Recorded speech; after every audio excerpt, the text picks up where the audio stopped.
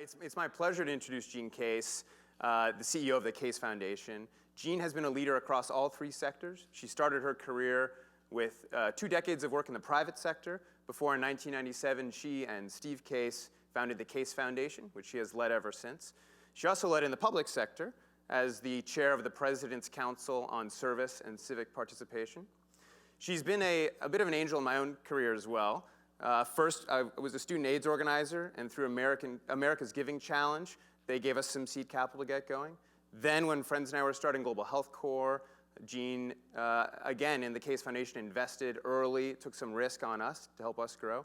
And then now she's on the Leadership Council of the Franklin Project. Jean's an incredible woman. I'm very excited to get to introduce her. And with that, I'll welcome Jean.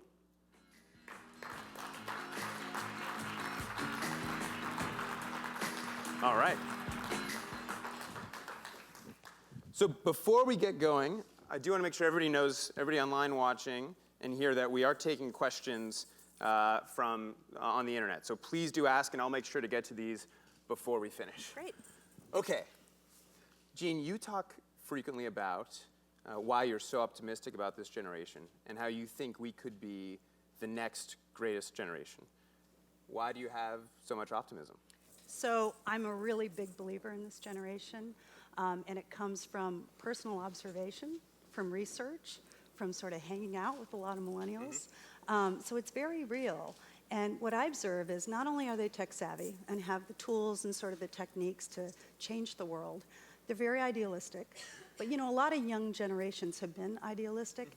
The difference here, they're putting their money and their time into things that they care about. You know, the research that we've talked about here today that was announced this morning said that about 90% of the millennials in the survey that we did have given $100 or more to a cause in the last year. About half of them have volunteered in the last month. I mean, it's the real deal with this generation, and I see it, and I'm really, really inspired by it. And you have taken steps to act on your optimism by engaging with and empowering millennials in many different ways. That's right. Do you mind just sharing a bit about how you've done that? Sure. Well, to sort of level set, in our family we have 5 millennials. So our dinner table is a millennial dinner table when they're all there. And that's been really exciting to watch sort of firsthand the changes through the years. And the interesting thing that we don't talk a lot about is some of the differences between the younger millennials and the older millennials, and we drew some of that out in the research. But I'm also executive in residence at the business school at Georgetown and have spent the last few years lecturing around at universities and spending time with students in universities, seeing firsthand that passion, that drive, that DNA to change the world, and I'm just super excited by it. In my own career, you know, I got started in technology in my early 20s. The internet revolution was really brought about because of young people. And as we took, you know, as we introduced the AOL service and saw the impact of that one company and then all the companies that came around as well, when you look at them, they're really being driven by young people. But, you know, this will be the millennial generation even when they're in their 60s. And I just think they're going to have some enduring qualities that you normally see in young people, but will stay with these folks as they age through. Do you mind saying more about some of the millennial leaders within the Case Foundation and how you've brought them in? When I just went through that laundry list of the millennials, the Case Foundation itself is a millennial. It was started in 1997, right? So it would have been within the realm. But we have about 2/3 of our team are millennials. And we have Emily Yu and Jade Floyd here at the conference with us, and I know some of you have had the chance to chat with them. They're both millennials, and they're, you know, center focused driving this work at the Case Foundation. So I always feel kind of funny coming onto a stage, a person in my 50s talking about, yeah, millennials, but really I surround myself with them, you know, both at work and in the ways I spend my time professionally, and I'm really just super inspired and learn from them every day. So many of the companies represented here and nonprofits are already engaging millennials well. Right. Others probably are here because they want to learn from you about how to do this more successfully. What are a few tips you have about how to engage millennials? Sure. Well, we were talking before, and you know, I was pointing out, I think millennials are really about authenticity. So I think whatever you're going to do, you need to start by being authentic. And you know, we'd said, I shared with you that I've seen some organizations maybe take some moves because They want to do it for the press release. And I think millennials can sniff that out. So I really do say, try to be authentic. The other thing this research points out is, start by engaging with them in conversation. If you run an organization, if you're in an organization, start with dialogue. Ask them what they think. Because what we're seeing is millennials are actually influencing organizations and movements rather than organizations and movements influencing millennials. So the research that came out has a number of tips at the back in terms of what one might do to attract and retain the best and brightest from this generation.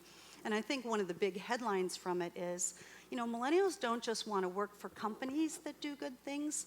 They want to work with organizations that enable them personally to do good things, to engage meaningfully in causes that they care about, or make sure that their professional time and efforts are being used in some way that makes a better world.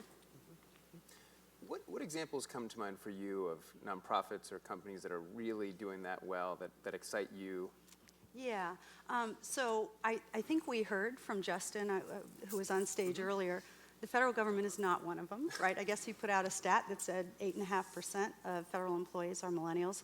So we have, some extremes and different ends. But, Johnny, I'll turn to you. I mean, the organizations that you have led and been a part of are very millennial-driven. At Global Health Corps, we cite them all the time, not only for the two unbelievably awesome leaders, you and Barbara, but, your team itself is a millennium team, right? I mean, how?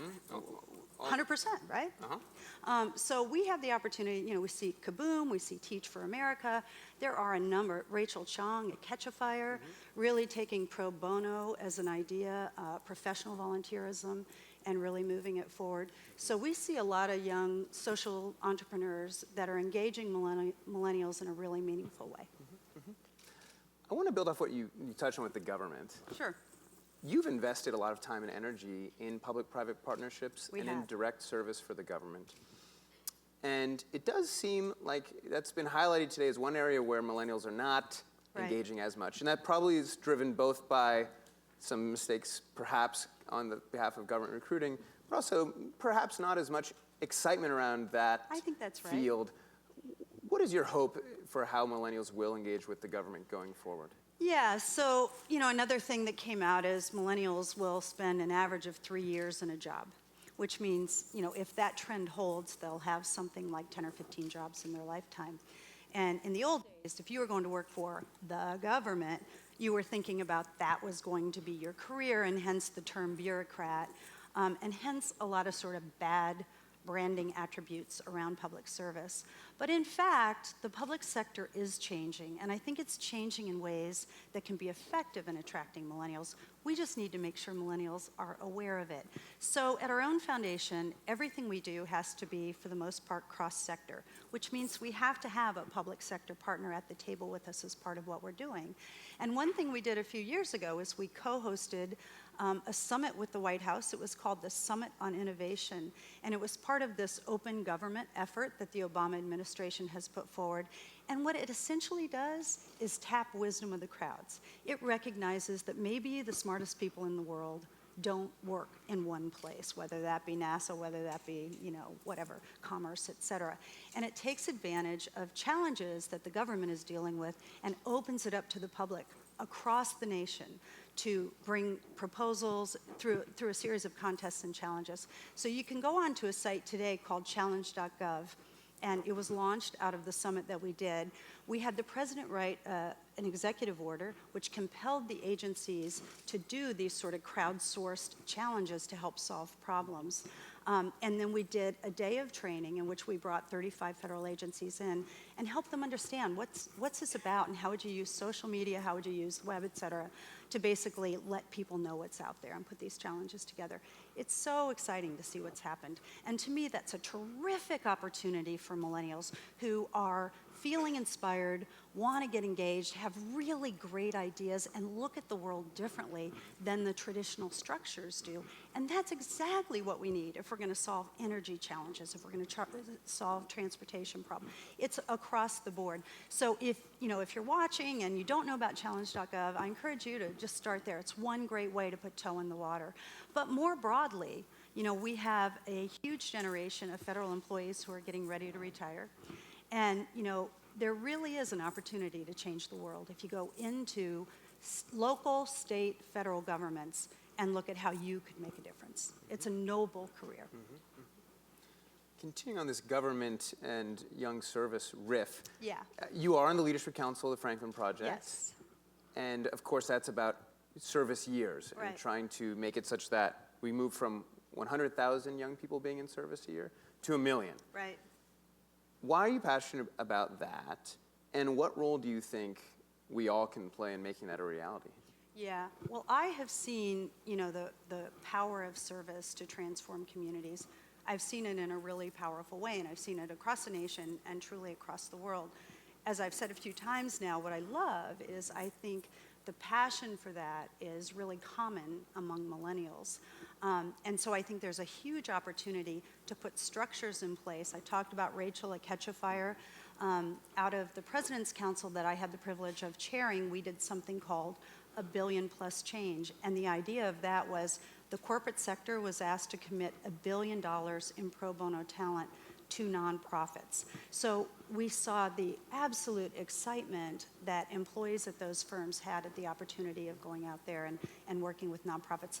But the real reason we did that, Johnny, is because when we looked at the nonprofit sector, we saw a lot of talent, a lot of innovation that really could make a difference, but a sustainability problem in organizations and some really good ideas, they just didn't have a sense of how to scale. So the idea is if we can bring professional volunteers into these organizations, help them with business planning, help them with technology strategies, help them in really meaty, meaningful ways that can change the sustainability and the scale of their organizations, that's enduring. And so, I see potential across the board, whether it's traditional volunteerism in communities, working at a food bank, right on up to taking what your core asset is as a person, professionally skilled in your passion area, and putting it to work in a meaningful way. One of the things I liked about the research was it showed that millennials think of their time and their money as two sides of the same coin, as all their assets they have to offer. That's right. And want to bring both to bear on solving big challenges. And I think it's exciting you're helping make that easier by pushing forward this service movement. And as I said, they don't just think that, but they're proving it with their time and their money and how they're spending it. So that's pretty cool. The research also said, millennials just don't see the old divisions that, say, my generation saw or were common in my generation, which was I'm at work now, I'm at home now. I'm at work now, I'm having fun now. It's a blurred world, and I think that's such a beautiful thing because, obviously the technology in some ways enables an always-on, which has a good side and a bad side to it, but it also really says, I want to bring my full person into everything I'm about, and that doesn't just apply to work, that applies to the causes I care about and everything I'm going to go try and do in this world. And we just haven't seen a generation that had the capacity to live life that way enabled by technology. We spoke a bit about how technology also enables the recruitment of young people into these efforts. And this is a room and probably a live stream full of people leading efforts that are tackling big problems, providing products and services that can make the world a better place, who, and sometimes we hear, struggle to recruit these millennials, though there is all this interest in doing the work. Right. You're a marketing expert, among other things. How can this audience recruit all these millennials who have this drive to serve? Right. So on boards I serve on, I encourage the organizations to provide at least one seat, one trustee that's a millennial. But what I see is a little shock on the face when I say it. And then, almost a scratching of the head like, well, where would we find these millennials? Where are they? And so, we do sort of need kind of an eHarmony solution, if you will, between the great organizations that really want millennials to come and play an active role in a variety of ways, right? Whether it's full-time work or whether it's advisory boards, whatever. And millennials who want to put their hand up and say, these are the areas I'm skilled at, these are the areas I'm passionate about, these are the places I want to spend my time. We haven't seen a really great technology solution. I talked about, again, Rachel's getting a lot of shout-outs this morning, not intentionally, but Catch Fire does some of that. But we really haven't seen a platform that really fully enables that. But what I will say is, word-of-mouth marketing is a really powerful thing. It was a powerful thing before the technology revolution, and it's even more powerful today. You can start a company, you can start a movement, and almost not have a marketing budget, because you can rely on word-of-mouth marketing driven off of social media. And this generation, social media is in the DNA. And so if you're wise about how to leverage social media, I think if you're an organization, you can use that as a platform. But more importantly, if you're a millennial out there and you know great companies, you know great causes, you know great movements, use your voice. And I'm saying it but everybody already is, but I mean, just really make a point of, am I talking about the things I really want people to know about? Because I do think networks still matter at the end of the day, and it used to be the old-fashioned network, maybe people who golf together or whatever, but today, you don't have to be physically with a person to let them know all the exciting things you know about. I do want to point out one little plug and then a call that you just got from Jean. The plug is the Franklin Project and the National Conference on Citizenship are starting to build a technology platform to match national service roles with young people. But there's still going to be a need for professional matching and board matching. That's right. I think that's great. So that's a call from Jean Case, and I'll add in from the Impact Careers Initiative that someone should build that soon. And we were teasing, weren't we, about, I often hear when, I'm advocating for more women on boards, well, where are these women? How do we find them? And it's, it was a joke in the election about the binders of women. But we do need binders of women, and we actually need binders of millennials. I mean, that's just what we need. And I think when there's more awareness and a better, easier accessed platform that leads these organizations, we'll get there. And the Franklin Project will go a long way to helping sort of spotlight them. The most voted up question coming online from the audience is actually related to this challenge. Millennials can't donate money at the same level as boomers. How can we get our boards to understand we still need to engage? So you have taken this enlightened approach that says we need millennials even if they're not at this point able to bring the same donations to the board. How do we convince other boards to take that approach? Right. So as you know, we've done a lot around trying to do what we call democratized philanthropy, which is get everybody engaged. We believe in the power of microdonations. 3 giving platforms we've invested in to date. We only invested about $4 or $5 million in those platforms, and they've yielded almost $2 billion in microdonations. So whether you can personally give or not really doesn't matter. If there's a give or get at a board that's required, use your innovation and say, okay, it's funny, I was just with a friend the other day. She's not a millennial, and she's been asked to go on a board, and they have a give or get. And she said, I don't think I can do that. And I said, you totally can do it. Why don't you be the one that brings an online giving campaign for them? Say that you'll help them actually be strategically ready to embrace sort of online giving. And that's going to be your give or get. So there's a lot of ways, I think, if you want to engage with an organization, and you can't necessarily write the check. But I also want to say, there are a number of meaningful organizations that you can serve on and with no commitment of dollars whatsoever. And Steve and I, my husband and I, feel that actually the checks we've written are really not where we've added value. Where we add the most value is with our time and our reputation. And chances are it will be the same for you if you do that gut check of, is this a passion area? Is this an area where I can bring skill and expertise? Much more value in that than in small checks that you might write, or even big checks. Absolutely. How do you, once you get the millennial there, whether it's on your staff or on the board, the next most popular question is, how do you foster that authentic intergenerational collaboration? For many, this feels difficult. To make fun of my dad, who may be watching the stream right now. He's said to me before, I don't get it. These young people who come in and intern are pretty different than the rest of our team. And you've not struggled in the same way, it seems. That's right. How do you build that authentic collaboration? Yeah, well, I think the key to any relationship where there might not be, a clear understanding of one another, it starts with listening. And, it starts with asking questions. And I think, again, if you have an authentic interest, for those that really feel awkward about this, and by the way, I see a lot of folks like this. I just don't even know where to start with this generation. I'm like, what? But I do think there's some of that out there. And I think, just honest dialogue about what do you want to see here. So I'll tell you some of the things we've done at the Case Foundation that I think has helped. We do a lot of dialogue, and we engage at the table and get a variety of opinions and perspectives on things that we do. But more importantly, everybody has something they own that's theirs, that they can make their own. And it's not as hard as it sounds, actually, to do that. In our case, we have, every year we base what we're going to give to based on business plans that our teams create. We have an awesome team, and I know they're all watching this morning, and so I'm happy to give them that shout out. But it really is, it's owned by them. They come forward with a business plan competition, they do all the research, they kind of do all the recommendations, and then they compete with one another for where we might put our time or our dollars. And so the benefit of that is, obviously, everything that we do then, they have a strong ownership of, because it wasn't me or my husband saying to them, this is what we want to do.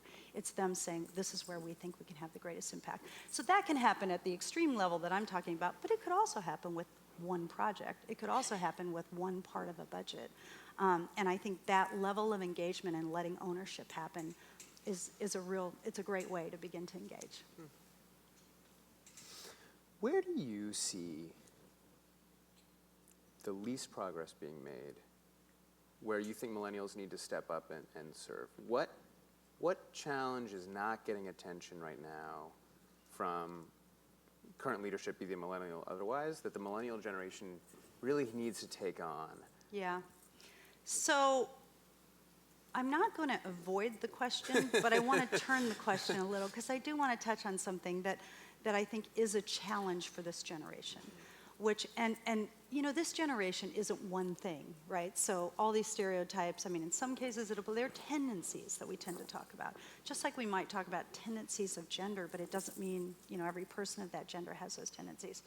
But in this generation, and I think it's actually more of a risk to the best and the brightest, many of whom are gathered here or are watching. I think embracing risk-taking. And the hardest part of embracing risk-taking is accepting that you might fail. Because the same idealistic, wonderful generation, I think, has felt success moving through life. Again, I'm not saying across the board, but many of the really great young people I've had the opportunity to know and to work with. But there is almost a sense that, oh my gosh, I can't fail. And I think if we're going to change the world, this is our Be Fearless work.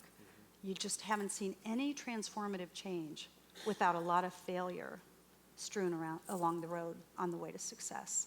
And I do find, at least in the students I work with and the groups I've worked with, there is almost a reluctance of, oh my gosh, I really do want to change the world, but I sure don't want to fail along the way.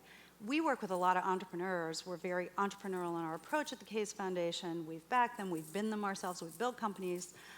Entrepreneurs wear failures as badges, because there's just a general known sense that unless you failed a time or two, you're not going to find that hit it out of the park success. And so if I'd say anything to this generation, it's bring it, bring all you got, take a risk. And we have a whole Be Fearless campaign that is designed as much for the organizations as for the individuals to help the organizations allow risk, make risk tolerance something that they're comfortable with, so these millennials and others can come in and innovate. What are some of the ways, for those who have not yet learned from your campaign, that you hope young people can find the strength to take more risks, and that organizations can not only make it okay, but ask them to take those risks and fail sometimes? Yeah, so the principles of Be Fearless are pretty simple. It starts with a big bet. And so whether you're working on your own or you're in an organization or a movement, it's making sure that there's a kumbaya moment in which you understand what you're all working for and that you've really pushed that envelope, right? Especially in social causes. And we need so much innovation. Most of the things we've spent time and money on in this world actually haven't worked, haven't progressed, right? In many areas, we could sit here and say, oh, that's not a whole lot better. Well, that's not a whole lot better. But yet we could talk about the unbelievably great people and money that chased after it. But there are bright spots. And where those bright spots have happened, think about the civil rights, for instance. where those bright spots have happened, it's because somebody made a swing for the fences kind of bet. So it usually starts with a big idea. And it doesn't mean that everybody has to do a big job, but it means everybody has to be together on what the big idea is. We'd say reach beyond your bubble, bring a collaborative together, bring different perspectives, different voices, who's not at the table, who are you trying to serve or reach or benefit, and make sure their voices are part of the solution too. And it's take risks and accept that failure might be an option. And if you fail, fail fast, fail forward, move on, pick up, and be stronger with the next thing. I so appreciate your attitude and your leadership on engaging millennials and on more broadly pushing forward social change in new directions. We have 1 minute left. Okay. I'm wondering if you have any final thoughts to share with the 1,000 or so folk online and the people here in the room about what you hope this generation will do, or what you hope these companies that are represented and watching will do. Yeah, well, I'm really hoping this generation drives a new world. We think about some of the changes that have come about in society most recently. We're not all the way there, but the train has left the station. Gay marriage, legalization of marijuana. If you don't know it, that's because your generation has enabled that. That's because millennials have pushed to make this happen. There is unbelievable power and influence that this generation has if they are smart about where they put their time and their talents to work. And I would encourage each one to do that. I mean, obviously, if you're a part of this, you're already there, right? And I just want to say in closing, Johnny, you were kind enough to say things about our affiliation. But, so Johnny, you just got 2 degrees. Tell the audience where you got those 2 degrees from. They don't Come need on, to know that. I want to know. So You just got an honorary doctorate. Yeah, well, while he was busy, changing the world and other things, he has an MBA from Stanford and an MPA from Harvard, and he's done it at the same time. So it's like, why do I think this is the greatest generation? Come on. It's unbelievable to me, the idealism. Keep that alive. Keep pushing. Keep doing what you're doing. You will change the world. And, I look forward to the day when I can stand on the sidelines and go, yeah, everybody, you just keep going. So that's where we are. Well, thank you. I, again, feel so lucky to get to interview in front of many millennials who've done much more impressive things than I have. But thank you for the kind words. And let's give Jean Case a big round of applause. Thank you, everyone. Great to be with you.